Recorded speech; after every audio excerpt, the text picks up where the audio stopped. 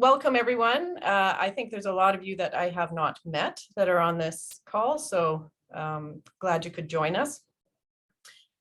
As I said, I'm going to just give an overview of our organization and the market.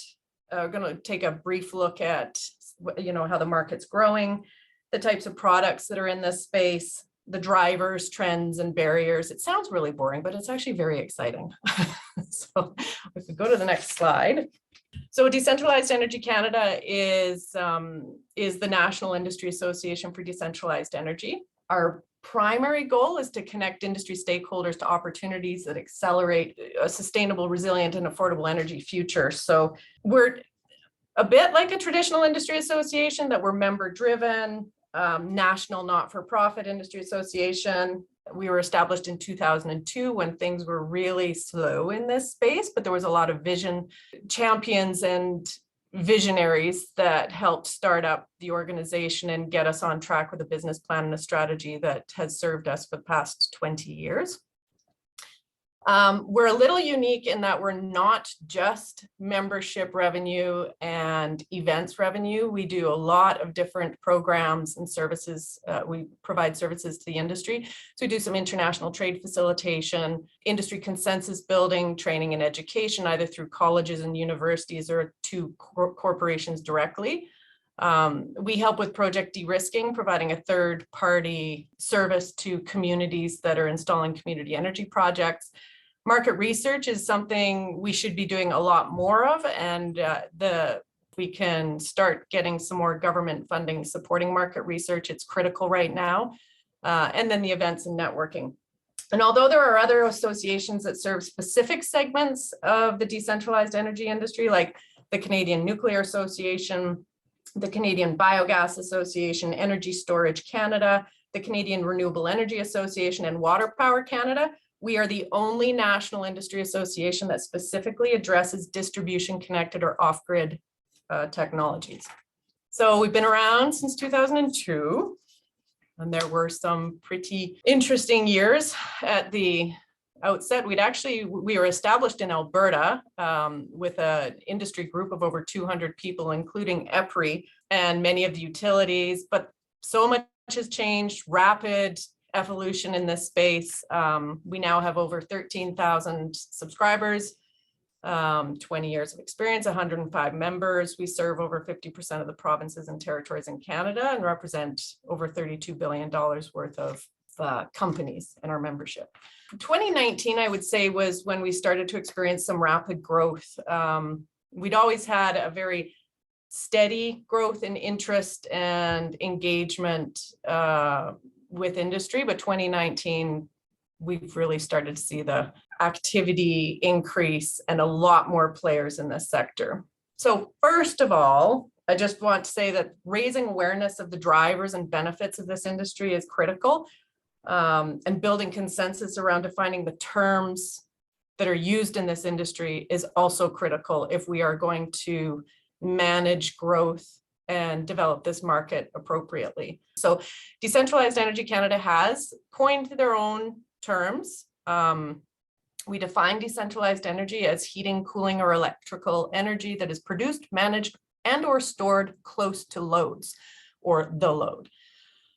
We encompass on-site energy generation, microgrid and smart grid enabling technologies, and energy efficiency measures. There's generally no capacity limit to decentralized energy, but typically less than 50 megawatts and typically connected to the distribution wires as opposed to the transmission. Although we do have some cogeneration or industrial decentralized energy systems that are transmission connected.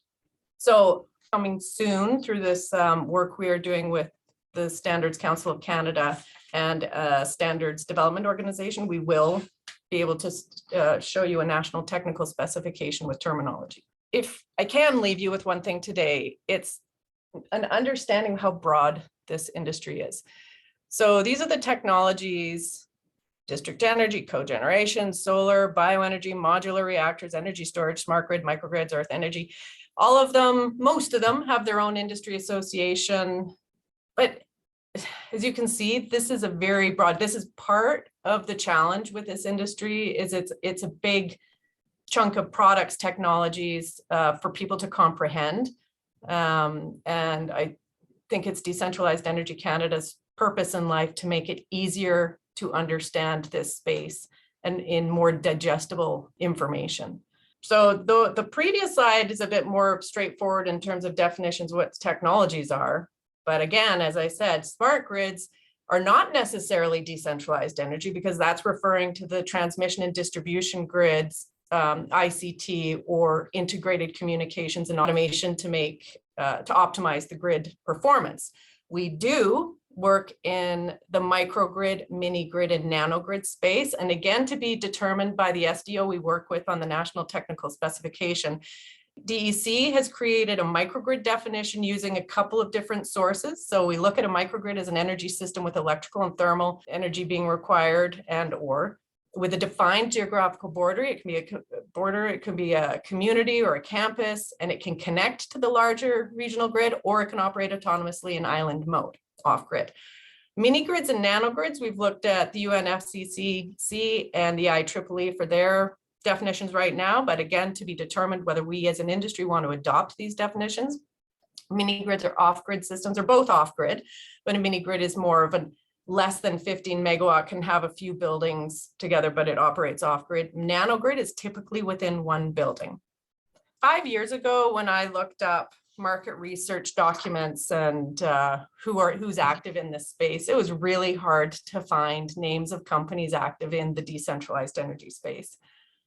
Now, when I open up, whether it's distributed energy resources, decentralized energy, distributed power, smart grids, you're starting to see the volume of global companies involved with this. And if you even just do a quick scan, you'll see that there's computer companies, there's combined heat and power, fuel cells, hydrogen production, modeling and simulation of systems. It's very, very broad. And another thing that has been hard to find is access to market research in this space. But again, looking these past couple of weeks, I've always used General Electric's 2014, The Rise of Distributed Power, as a key source of information. It was probably the first thorough market assessment for distributed power. And now we've got Grandview Market Research out of India and the US producing some numbers, and they're all in agreement. So in 2019, we were at 243 billion US as annual investments in this space, and we're forecasting to figure out where they operate in this space, what their competitive advantages, and how to collaborate with the other key players that are needed to support this industry. And again, the that are dealt with in this industry are diverse. So we've got charging infrastructure, predictive modeling tools, reciprocating engines, wind turbines, solar PV, meters, substations. Covers a whole gamut, and that is a good decentralized energy visual, but it's intended as a microgrid visual. But for all intents and purposes, you have a number of different energy systems, heat and power, and we are becoming green spot in the middle is becoming the anchor, the most important part of the energy industry. Your controllers, automation, integrated communication, modeling, analytics, machine learning. That's kind of a visual on the kind of product side of things. Next slide. This is decentralized energy industry, important, more of the market research. There's 7 main drivers. We have to address emissions on this planet. So global commitments to emissions reduction is a real thing, with 179 countries solidifying their climate proposals. Functionality, and you can have a kilometer of electrical line with as little as 3 customers on. This is something that's really driving a change for how can we make it more, and then more robust to manage some of the other things that are going on in the other 7 drivers. The rise of prosumers is an interesting trend or driver to look at. Anybody can produce energy now. And we'll hit that in the trends as well. But this rise of prosumers and the democratization of energy is something we need to seriously look at, and businesses and corporations need to understand it well enough to figure out how they can serve that that prosumer space. And again, just looking at the growth up to 919 billion forecasted for 2030. So big economy. Digitalization of utilities. Yeah, electrification and digitalization, massive opportunity. The World Economic Forum, I believe it is, has valued it as a $1.3 trillion space. And there's so much going on in that automation, machine learning, integrated communication space for utilities and for the prosumer itself. But the utilities are going to have to focus on beyond the electron. Lower cost, everybody knows this, the price of renewables is coming down, the price of energy storage is coming down by significant amounts.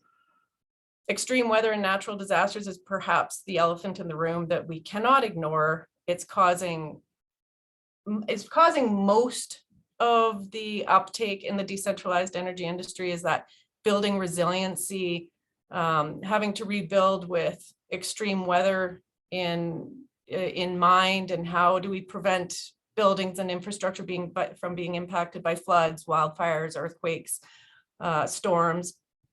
So 2017 was a rambler of a year with $330 billion of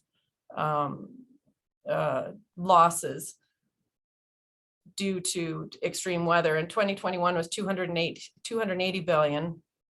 And you just look at those numbers and it's unsustainable. So we've just finished a program with the Caribbean looking at how to rebuild after extreme weather there. And I think Canada can learn a lot from islands that have to build that resiliency. And electrification of society, it's a no-brainer. Everything's going electric, and the transportation sector is going to have the biggest impact.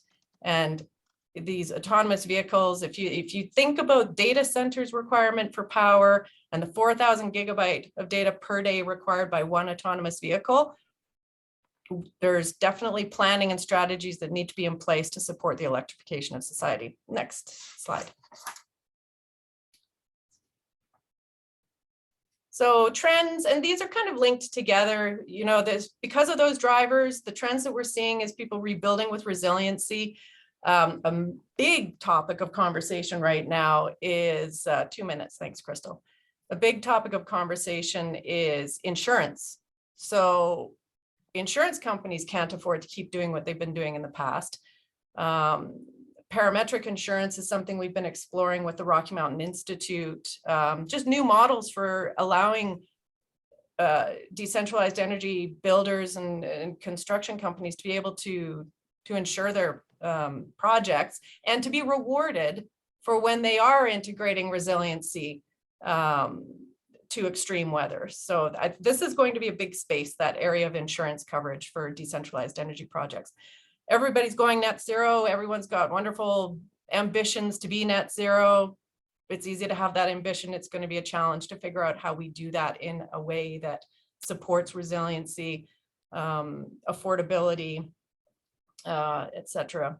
Microgrids is one of the key answers to going net zero.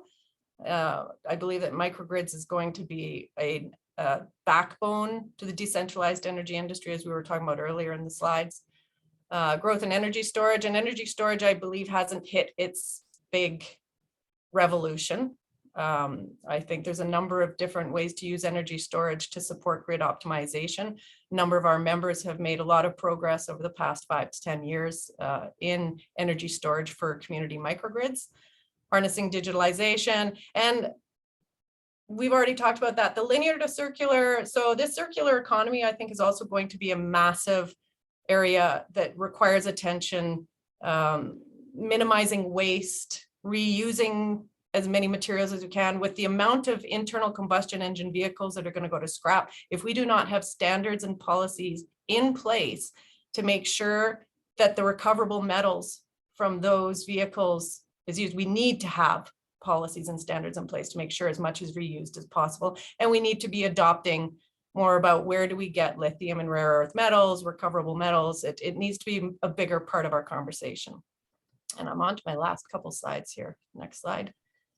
Our barriers, I've said this a couple of times already.